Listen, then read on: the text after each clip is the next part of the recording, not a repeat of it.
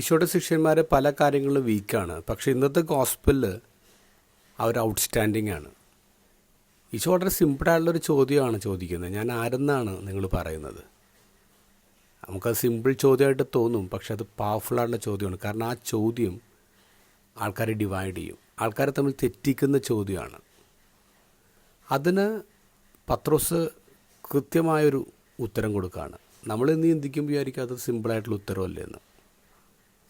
2000 വർഷങ്ങൾക്ക് ശേഷം നമ്മൾ ചിന്തിക്കുമ്പോൾ അത് സിമ്പിൾ ഉത്തരമാണ്. കാരണം നമുക്ക് മുന്നിൽ 2000 വർഷത്തെ പാരമ്പര്യമുണ്ട്, പ്രൂഫുണ്ട്, എക്സ്പീരിയൻസ് ഉണ്ട്, പഠനങ്ങളുണ്ട്. നമുക്ക് ഈസി ആയിട്ട് ഈശോ ഏകരക്ഷകൻ എന്നൊക്കെ പറയാം. പക്ഷെ പത്രോസ് ഇത് പറഞ്ഞപ്പോൾ പത്രോസിൻ്റെ മുന്നിൽ റെഫറൻസ് ഒന്നുമില്ല, അവർക്ക് മുൻകാല പരിചയമൊന്നുമില്ല. അവരാണ് ഏറ്റവും ആദ്യമായിട്ട് ദിസ് ഈസ് ദ വൺ എന്ന് ലോകത്തോട് വിളിച്ചു പറഞ്ഞത്. അതാണ് ശിഷ്യന്മാർ ഔട്ട്സ്റ്റാൻഡിങ് ആക്കുന്നത്.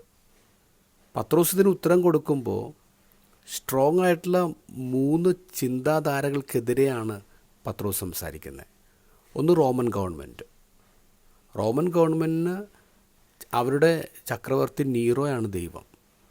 അവർ ഭരിക്കുമ്പോൾ അവരുടെ കീഴിലുള്ള പല ആൾക്കാർക്കും പല ദൈവങ്ങളുണ്ട്, അതവർക്ക് വിഷയമുള്ള കാര്യമൊന്നുമല്ല. പക്ഷേ അവരുടെ ദൈവം സീസറിനേക്കാളും വലുതാണെന്ന് പറയരുത്, അവിടെ പ്രശ്നമുണ്ടാവും. സീസറിനേക്കാളും മുകളിൽ ക്രിസ്തുവിന് വെച്ചതുകൊണ്ടാണല്ലോ ശിഷ്യന്മാർ കൊല്ലപ്പെടുന്നത്. രണ്ടാമത്തേത് യഹൂദ മതവിശ്വാസികളാണ്. അവർ നൂറ്റാണ്ടുകളായിട്ടൊരു രക്ഷകനെ കാത്തിരിക്കുന്ന ആൾക്കാരാണ്. പലരും വന്നിങ്ങനെ പോയിക്കൊണ്ടിരിക്കുക. അപ്പോൾ ക്രിസ്തു വന്നപ്പോഴേക്കും അവർ രക്ഷകനായിട്ടല്ല അംഗീകരിച്ച്. അവർ പറഞ്ഞു ഇത് സ്നാപയോഹന്നാനായിരിക്കും, അല്ലെങ്കിൽ ഏലിയായിരിക്കും, അല്ലെങ്കിൽ പ്രവാചകനിൽ ആരെങ്കിലും ഒരാളായിരിക്കും. പക്ഷേ ക്രിസ്തുവിനെ രക്ഷകനായിട്ട് അവർ അംഗീകരിച്ചിട്ടില്ല. മൂന്നാമത്തെ ആൾക്കാരെന്ന് പറയുന്നത് ജൂയിഷ് ലീഡേഴ്സാണ്. അവർ സ്കോളേഴ്സാണ്, വചനത്തിലും നിയമത്തിലും പ്രബുദ്ധരാണ്. പക്ഷെ അവരൊരിക്കലും ഈശോനെ രക്ഷകനായിട്ട് അംഗീകരിച്ചിട്ടില്ല. അവിടെയാണ് പത്രോസ് പറയുന്നത് നീ ക്രിസ്തു ആണെന്ന്. ഇന്നും ഈ ചോദ്യം ആവർത്തിക്കപ്പെടുന്നുണ്ട്. ഈശോ നമ്മോട് ചോദിക്കുന്നുണ്ട്, ഞാൻ ആരെന്നാണ് നിങ്ങൾ പറയുന്നത്? ഈ ചോദ്യം ഇന്നും ആൾക്കാരെ തമ്മിൽ തെറ്റിക്കുന്നുണ്ട്.